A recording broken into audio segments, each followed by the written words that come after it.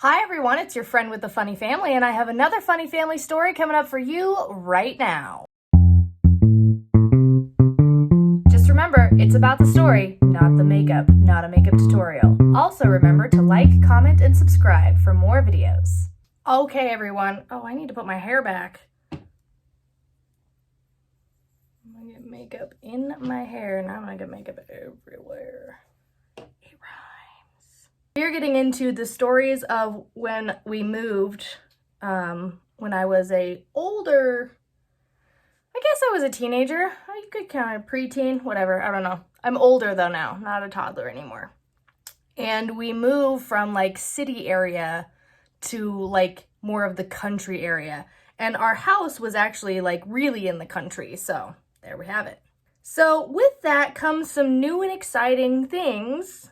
Specifically, new and exciting creatures that you find in the country that aren't totally, available to see in the city. So that's where our next few stories are going.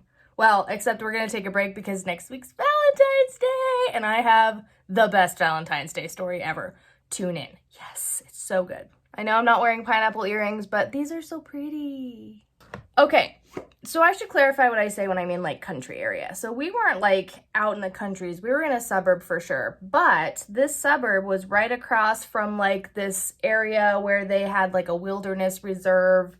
You can't build anything in this little back area because that's where the deer and the antelope play. You know what I mean? Just saying. So even though we were surrounded by houses and we weren't just like out in the middle of nowhere, we were still in an area where there were lots of wildlife in that particular area. Okay, we're going blue today. Blue.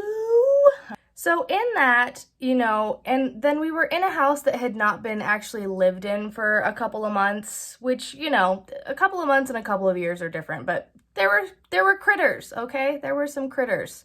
There were some exciting new things that we were finding out.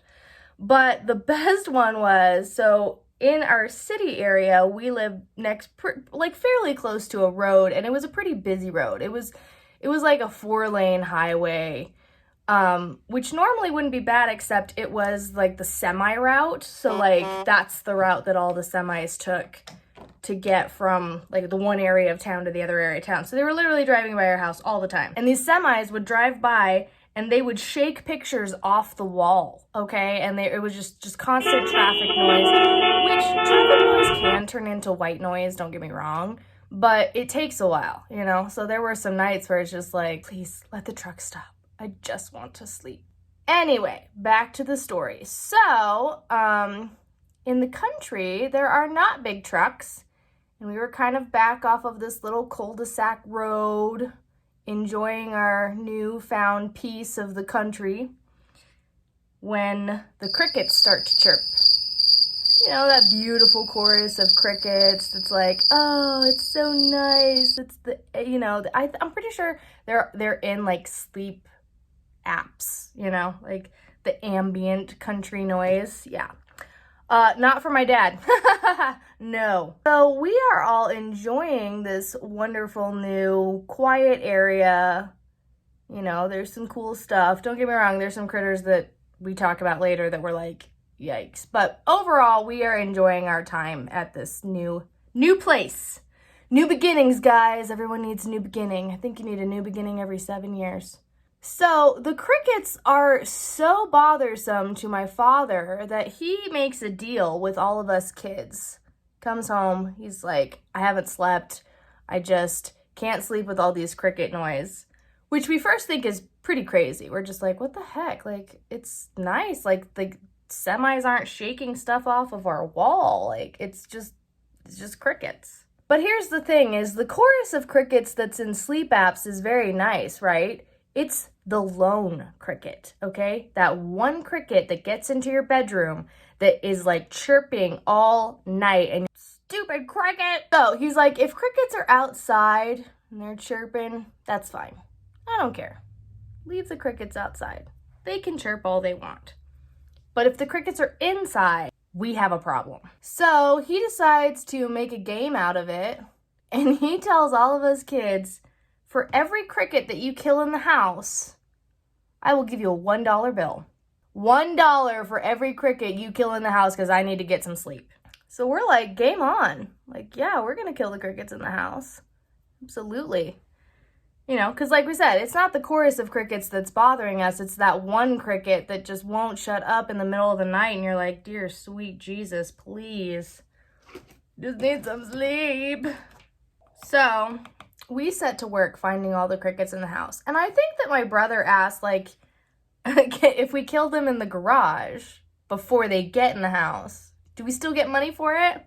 I'm pretty sure my dad's like, 50 cents for those.